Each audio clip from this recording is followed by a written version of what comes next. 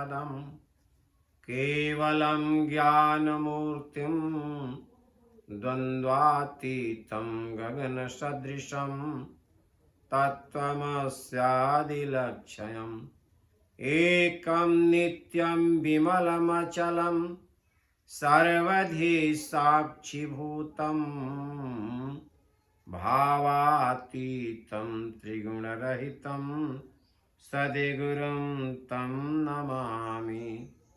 आए हम सभी गुरुदेव की इस वंदना का भाव समझने का प्रयास करें। मित्रों, गुरु व्यक्ति तक सीमित नहीं, एक दिव्य चेतना प्रवाह ईश्वर का अंश है।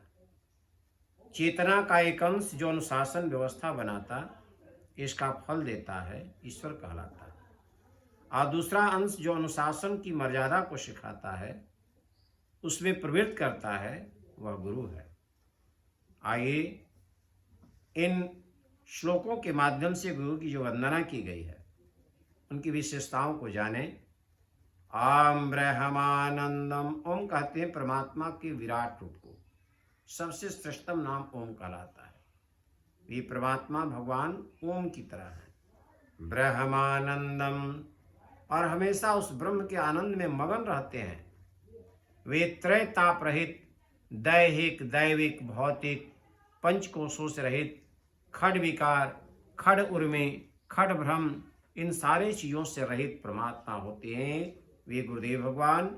और इसीलिए हमेशा मस्त रहते हैं। इसलिए कहा गया ब्रह्मानंदम, हमेशा ब्रह्म के आनंद में मगन रहते हैं। परम सुखदम, हमेशा सुखद स्थिति में हर हाल मस्त रहने वाले को कहा गया परम सुखदम।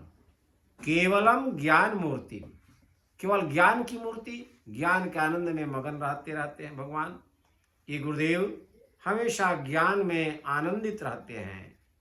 आगे कहा गया द्वंद्वातीतम, द्वंद्वों से परे, किसी प्रकार का द्वंद्व उन्हें प्रभावित नहीं कर सकता। न क्रियात्मक, न विचारात्मक, न भावनात्मक। इन तीनों द्वंद्वों से सबसे परे रहते, कोई भी प्रभाव उन पर न डाले। गगन सदृशम कहा गया, प्रकाश की तरह, गगन की तरह स्वच्छ, निर्मल और विशाल हृदय के होते हैं गुरुदेव। तत्त्वमस्यादि लक्ष्यम, तत्त्वम असि यादि, यानी इन्हीं की तरह जितने भी इनके समकक्ष हैं, यानी इसका मतलब यह हुआ उनके समकक्ष अहम ब्रह्मांस्मि, मैं ही ब्रह्म हूँ। शिव अहम, मैं ही शिव हूँ। सच्चिदानंद अहम, मैं ही सच्चिदानंद स्वरूप हूँ। परमात्मा की विशेषताएं गाई गई है कि तत्त्वमस्यादि लक्ष्यम, एकम, जो एक हर हाल में एक हैं, नित्यम, हमेशा शाश्वत रहने वाले, विमल अचलम, जो स्वच्छ छवि के हैं और हमेशा अचल रहने वाले हैं, उनको कहा गया विमल अचलम। सर्वधि साक्षीभूतम, और सभी चीजों को साक्षी रूप में जो देखते हैं, यानी कहने का मतलब कि परमात्मा की जो क्रियाएं हो रही है उसको साक्षी रूप में देखते हैं, उसमें किसी प्रकार का कोई अवरोध पैदा नहीं करते और उसको देखकर हर हाल में मस्त रहते हैं। उसको कहा गया सर्व साक्षीभूतम, भावातीतम, भावनाओं से परे, त्रिगुण रहितम, तीनों गुणों से रहित, यानी न सतोगुण, रजोगुण, तमोगुण कोई उनको प्रभावित नहीं कर सकता। इसको कहा गया त्रिगुण रहितम। भावातीतम त्रिगुण रहितम सद्गुरुम तम नमामि।